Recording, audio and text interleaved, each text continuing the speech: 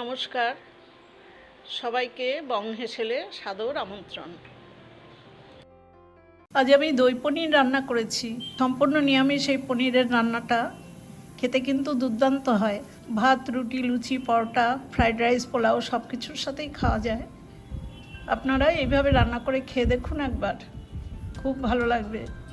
সুস্বাদু পুষ্টিকর এই রান্নাটা আমি কিভাবে করলাম সেই রেসিপিটাই এখন আপনাদের কাছে আমি শেয়ার করব।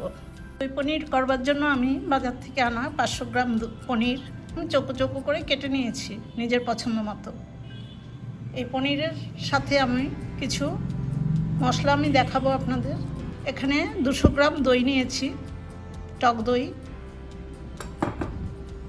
আর 1 চামচ পোস্তর সাথে 7-8টা কাজু ভালো করে বেটে নিয়েছি। আর দেখুন, গুঁড়ো লঙ্কা হাফ চামচ, আর এখানে 1 চামচ কাঁচা জিরে আর 1 ইঞ্চি পরিমাণ আদা আছে, এটাও বেটে নিয়েছি। আদা আর জিরেটা একসাথে করে বাটা আছে। আর 2টো কাঁচা লঙ্কা চিড়ে রেখেছি, এটাও দেব। এই রান্নাটা একদমই হলুদ ছাড়া হবে। পনিরের মধ্যে দেখুন হাফ চামচ মতো লবণ আমি ভালো করে মাখিয়ে তারপরে ভাজবো, কারণ লবণটা দিলে পনিরে ভালো করে লবণটা ঢুকে যায়। আর হাফ চামচ মতো লবণ আমি দইতে দিলাম, হাফ চামচের একটু কম। হাফ চামচ চিনিও দিলাম দইতে।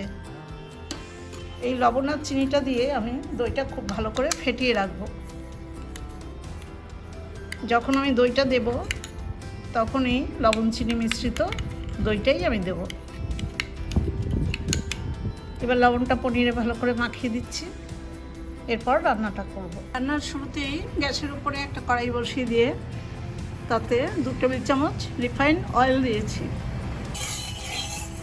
তেলটা গরম হয়ে গেছে, এবার এই পনিরগুলো একটু ভেজে নেব।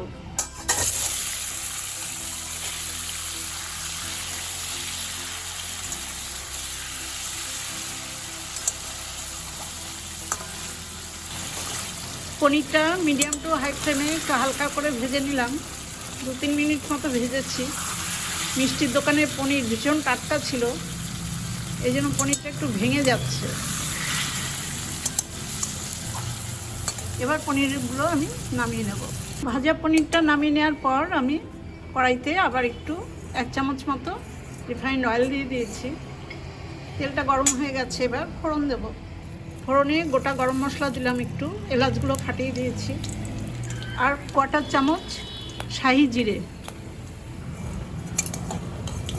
ফোড়নটা ভাজা হয়ে গেছে, এবার আমি আদা জিরে বাটা আর গুঁড়ো লঙ্কাটা দিয়ে দেবো।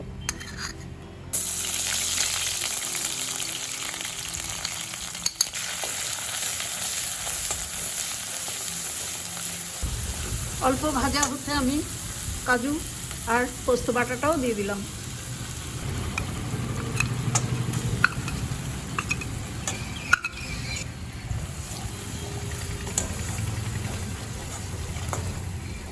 এবার কাজু পোস্তর সাথে মশলাটা ভালো করে একটু কষিয়ে নেব। লো টু মিডিয়াম আছে প্রায় 2 মিনিট মতো আমি কাজু আর পোস্তটা ভালো করে কষিয়ে নিয়েছি মশলার সাথে। এই রান্নাটা পুরোটাই সাদা হয়, সেক্ষেত্রে কাঁচা লঙ্কা দিতে হবে, কাঁচা লঙ্কা বাটা। একদম সাদা দেখতে ভালো লাগে না আমার, সেজন্য আমি অল্প গুঁড়ো লঙ্কা দিয়েছি কালারের জন্য। মশলাটা কষানো হয়ে গেছে, এখন আমি লবণ হলুদ দিয়ে ফেটিয়ে রাখা দইটা দিয়ে দেবো। দই দেওয়ার সময় আমি একদম লো করে দিলাম আঁচটা।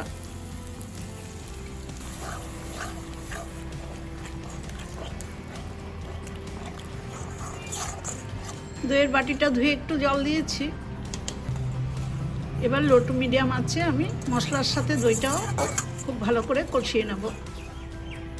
সব মশলার সাথে জাল করে নিয়েছি ভালো করে। এবার খুব অল্প একটু জল দিলাম।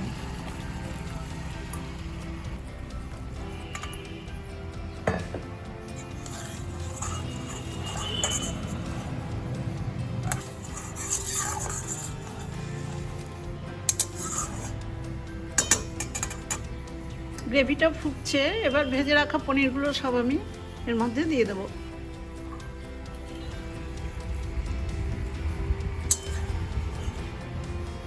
লবণ চিনি আমি দইয়ের সাথেই দিয়ে দিয়েছি, তরকারিতে যতটা প্রয়োজন সেইভাবে। এবার কাঁচা লঙ্কা দুটো দিয়ে দিলাম। এবার একদম লো আঁচে এই রান্নাটা আমি বেশ কিছুক্ষণ ফুটিয়ে নেব। 5-6 মিনিট মতো রান্নাটা ফুটিয়ে নিলাম। এরকম হবে দেখুন, খুব বেশি পাতলা গ্রেভিও হবে না। রান্নাটা আমার প্রায় হয়ে গেছে। এবার ছোট 1 চামচ মতো আমি কসুরি মেথি দিয়ে দিলাম।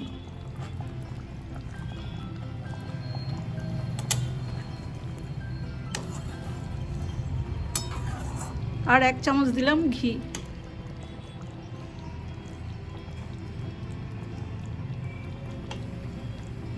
এই ঘি আর কসুরি মেথি দেওয়ার পরে আর রান্নার দরকার নেই।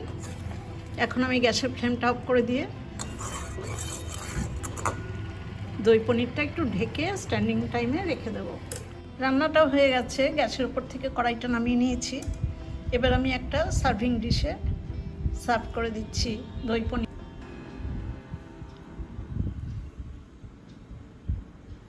এই দই পনির কিন্তু সম্পূর্ণ নিরামিষ এবং খেতে খুবই ভালো হয়।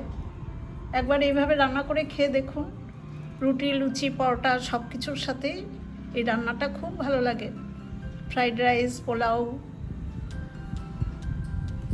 রান্নাটা দেখলেই বুঝতে পারছেন যে খেতে কতটাই সুস্বাদু হবে।